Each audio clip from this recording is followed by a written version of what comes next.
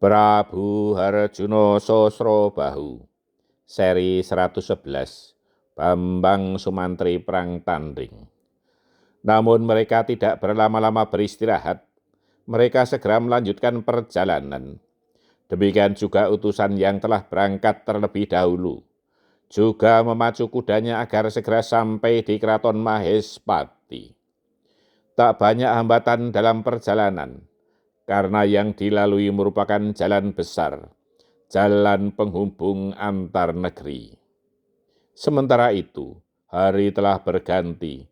Tidak diceritakan ketika rombongan itu beristirahat dan bermalam di kademangan-kademangan sebelumnya. Kini hari telah menjelang sore, dan sudah sampai di perbatasan antara negeri Magadha dan Mahespati. Kademangan Karangjambi, kademangan yang termasuk wilayah negeri Mahespati itu, telah bersiap untuk menerima rombongan besar dari negeri Magadha itu.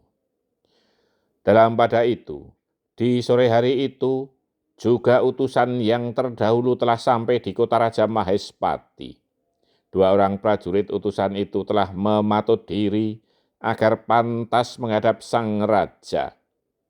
Prabu Harjuna Sosrobahu menyambut kedatangan kedua utusan itu dengan ramah. Setelah saling berkabar keselamatan, sesuai adat istiadat keraton, kedua utusan itu pun melaporkan apa yang terjadi di Magadha. Secara rinci dan jelas dilaporkannya, mulai dari adanya sayembara di alun-alun Magadha, sampai Senopati Agung Bambang Sumantri memenangkan sayembara. Diceritakan pula bagaimana Senopati Agung itu seorang diri mengalahkan lawan-lawannya. Walau memenangkan pertarungan melawan beberapa orang sakti, namun tak seorang pun yang menjadi korban sampai meninggal. Ya, aku tidak akan ragu pada putra Kakang Swandagni, sela Prabu Harjuna Sosrobahu. Prabu Harjuna Sosrobahu memang percaya sepenuhnya kepada Resi Swandagni, karena di masa mudanya merupakan sahabat dalam pengembaraan. Dan Prabu Harjuna Sosrobahu tahu persis akan kesaktian sahabatnya itu.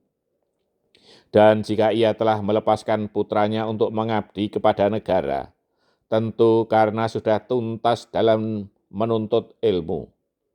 Prabu Harjuna Sosrobahu pun tahu bahwa ketika ia menghadapnya, Bambang Sumantri menyelipkan senjata pusaka Kiai Dadali di balik bajunya, karena ujung pusaka itu sempat dilihat olehnya.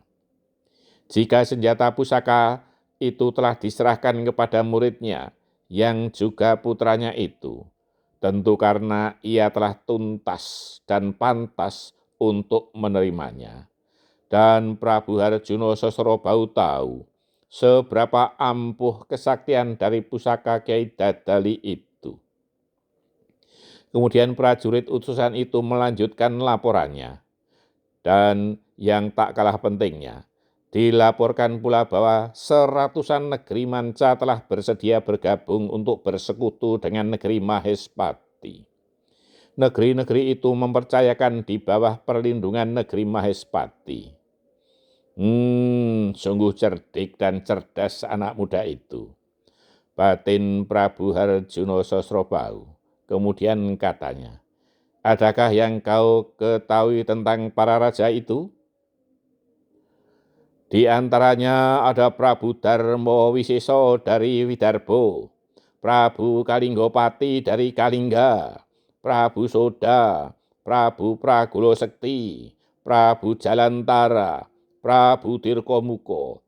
Ada juga seorang patih yang sakti mandraguna, Patih Haryo Sumekar, dan yang lainnya kurang kami kenal. Juga banyak putra mahkota yang mewakili negerinya untuk ikut bergabung menjadi sekutu negeri Mahespati. Demikian pula para resi dan para pendeta, serta para pengembara. Lanjut utusan itu. Mereka adalah orang-orang yang sakti mandraguna, sela Prabu Harjuna Sosrobau.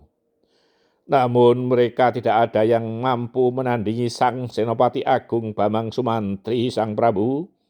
Bahkan ketika dikerubut oleh beberapa raja sekalipun, imbuh utusan itu. Baiklah, sudah selayaknya para pahlawan negeri itu kita sambut dengan meriah oleh seluruh negeri. Lanjut Prabu Harjuna Sosrobau.